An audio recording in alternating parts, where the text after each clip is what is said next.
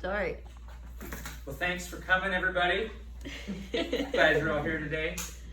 We've had a couple wonderful industry experts walk you through the beginning to the middle to the end of the real estate transaction. My name is Daryl, and I represent Your Inspector Guy Home Inspection Services. And the home inspector, as Andrew just mentioned, comes in near the tail end of the transaction. You've already went and found your realtor. Google world's best realtor. Answer, did you mean Andrew Mensa? So you went to Andrew, and Andrew has helped you get a pre-approval from the world's best mortgage agent, Deandra. So you've got your realtor that's going to help you find a house.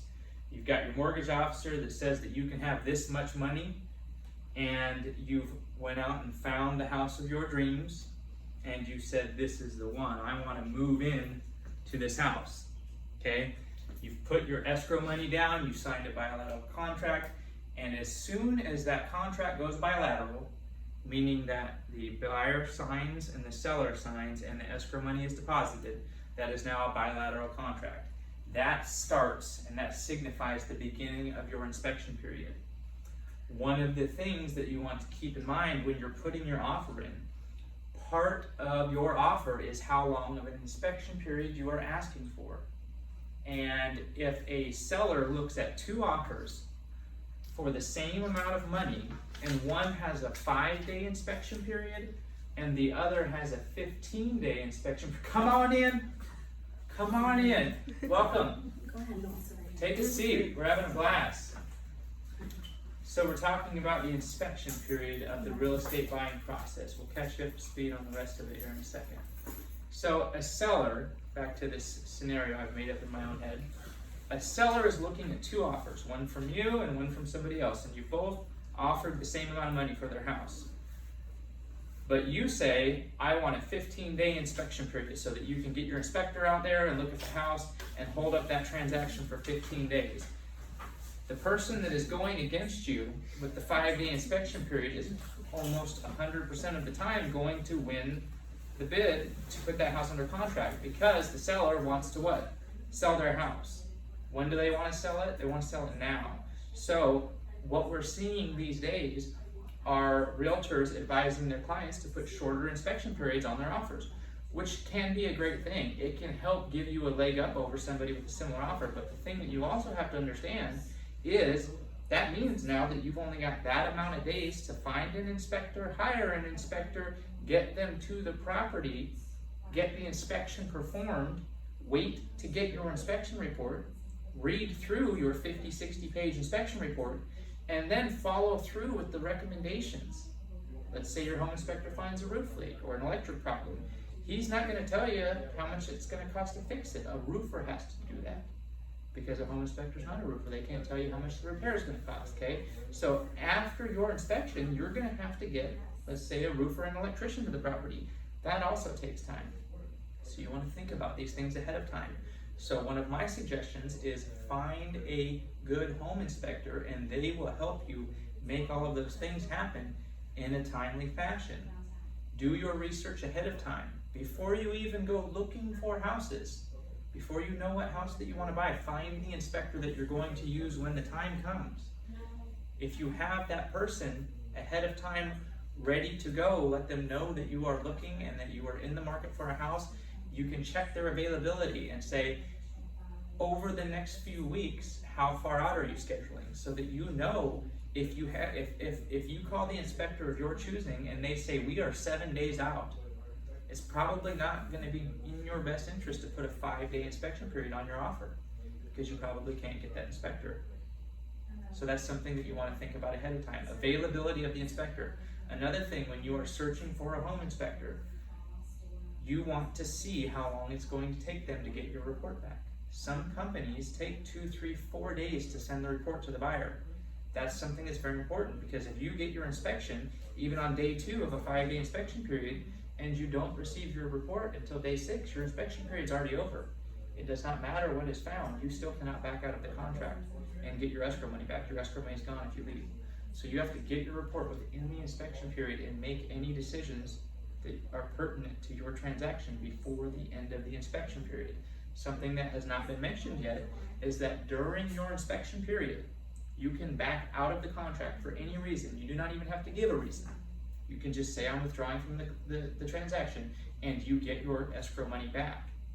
If you withdraw from the transaction and you are not in your inspection period, other than just a few exceptions, like the house doesn't appraise and you can't get your money, or something else happens, your escrow money is gone. So you want to make your decisions in your inspection period to protect your escrow money. Okay? Choosing a home inspector is the most important part. If you choose a good home inspector, they will take care of everything else. So I suggest going online. This is 2019, right? We've got supercomputers in our pockets. Go online, look people up. Most good home inspection companies will put sample reports of their inspections on their website. So you can go on their website and do research on them before you even call them. So you can go online and look at their sample reports and see if they're giving you the kind of information that you want to know about the property you're going to buy. Another really good thing is the public has a voice on the internet. You can read reviews about the inspectors. Now, one of my suggestions when reading reviews about companies online is you have to review the reviews, because unfortunately we live in a society where not everything is as it seems. So if you're reading reviews about a home inspector, a realtor, or a mortgage agent, and it sounds something like, I knew Daryl was going to be a home inspector ever since he got out of diapers. He picked up a flashlight when he was, thanks, Mom, but that doesn't help. So you have to review. You have to review the reviews nowadays, because there are companies out there that sell reviews to other companies. Their business exists for the purpose of puffing reviews for your company. So you can buy reviews nowadays, and it's very unfortunate. So you have to look at the reviews and make sure they're believable. One of the best places to do that is Google, because Google does have a policing program and can limit and take off reviews that are not authentic. So use the internet, use the inspector's website to look at their qualifications, and understand, most importantly, that an inspector is not a product. Okay? This is a piece of paper. This is a product. Let's say it's a 40-pound white piece of paper. If I want to buy this piece of paper, it's the same whether I buy it from Target or Walmart or Walgreens or CVS. So I can go online and just look for the best price for this piece of paper, because I know that it's from the same manufacturer. I'm going to get the same paper no matter who I buy it from. A home inspector is not that way. A home inspector is a person. And not all people are the same. Not all inspectors have the same knowledge. Not all inspectors have the same process.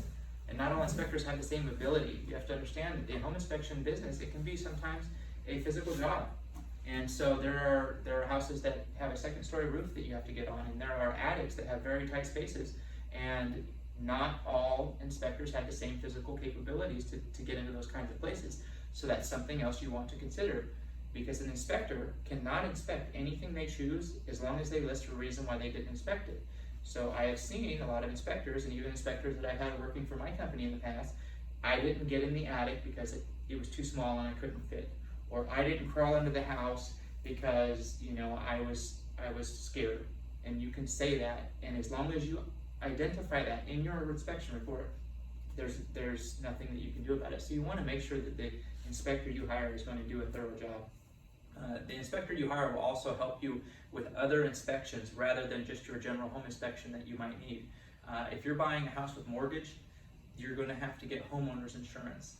And a lot of homeowners insurance companies will require you to get different kinds of inspections depending upon the type of house you buy and the age of the house. So the inspector will be able to kind of help you through that.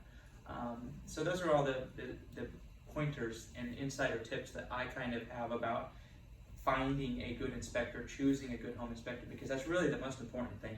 And it's the same thing with a realtor and the same thing with a mortgage agent. These people are there for a reason. These people are professionals in the industry. So as long as you do a good job choosing the right person, it's so much less that you have to do, because a good person in their profession, in the real estate transaction, will make sure that you're not left behind in anything. Okay, does that make any sense? Mm-hmm. Yeah. Very good. Is there any questions? Any questions? Thank you so much. Awesome. Thanks, guys. All right. Thank you. Oh, you have a question? It's not a question, but Not a question. you were speaking. Okay, when you were speaking, you were saying first to find a good inspector. Yes. That's where you come at. You're an inspector. I'm an inspector, yes. Oh, okay. Yes, but the thing is I'm not here to promote my business, okay? I'm not here to tell you to hire me. Right. If you hire me, it better not be because I was here today. If you hire me, I want it to be because you went online and you saw that we were the best choice for you. Okay. You know, and that's the way you should do things. You know, you have to look out for your best interests. And the best way to look out for your best interests is to find people in the profession that they perform that will operate in your best interest and not in theirs. Okay? Makes sense. It's real. Right. Thank So- you.